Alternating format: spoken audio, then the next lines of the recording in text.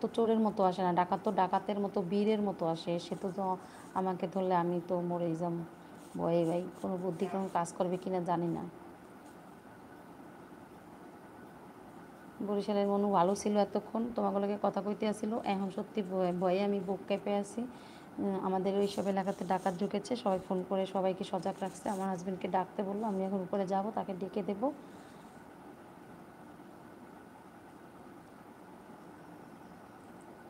তো কলেজের টুকরো বন্ধু কেমন হচ্ছে?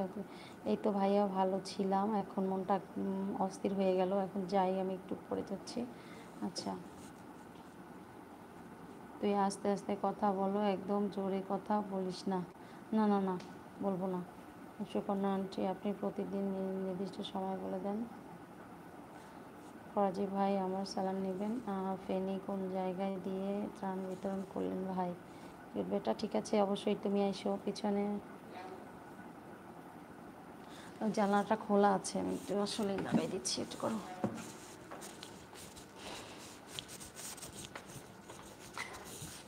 ও বাবা রে, জানলার কাছে দাঁড়াইতেও ভয় লাগে।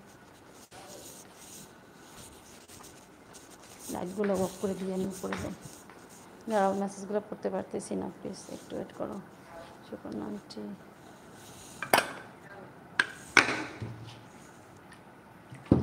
সুপন উপরে লাইটটা জ্বালাতো। ও বাবার একটু ডাইকে দিয়ে দিই আমি। জ্বালাবো।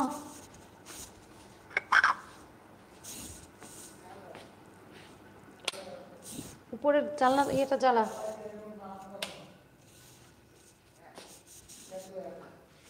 আচ্ছা জ্বালা, একটু ওয়েট করো, উপরে দিয়ে দিই। এখানে একটা ফোন আবার ওপেন করো।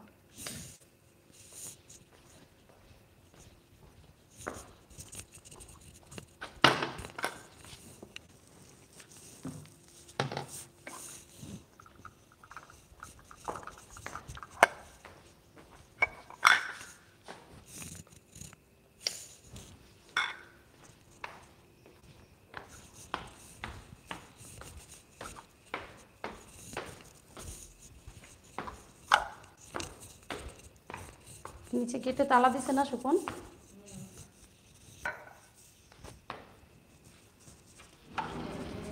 সব গ্লাসগুলো খোলা, আগল জেরায়।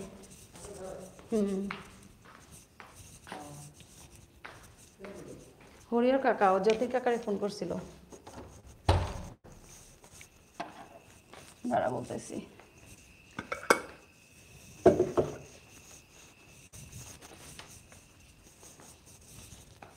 একটুখানি শেষ করি লাইভটা এখানে বসে। তো চলো, আমি আজকাল মেসেজগুলো আমি পড়তে পারবো না, রেখে দিই।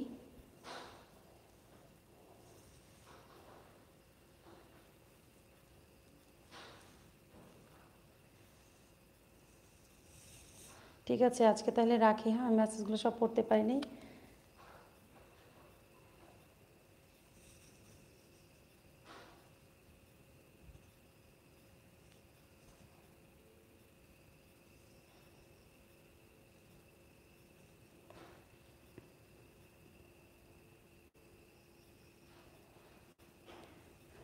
ও ফরাজি ভাইয়া ত্রাণ দিয়ে আসতে পারে নাই, পরবর্তীতে সেনাবাহিনীর হাতে দিয়ে আসতে হয়েছে। আচ্ছা,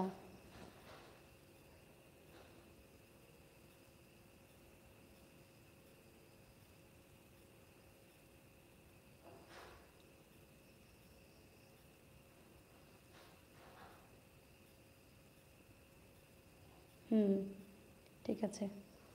ঠিক আছে, তবে সবাই দোয়া করো, ভালো থাকো, সবাই সুস্থ থাকো। Good night. আর আমাদের জন্য অবশ্যই দোয়া করো, আশীর্বাদ করো, কারণ আমাদের এলাকাটাতে যেন সুরক্ষিত হয় থাকে। এইমাত্র যে খবরটা পেলাম সেই ব্যাপারে বলছি আর কি।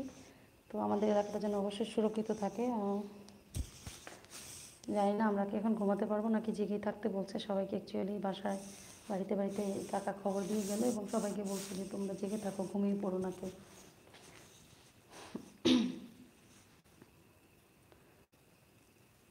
ঠিক আছে।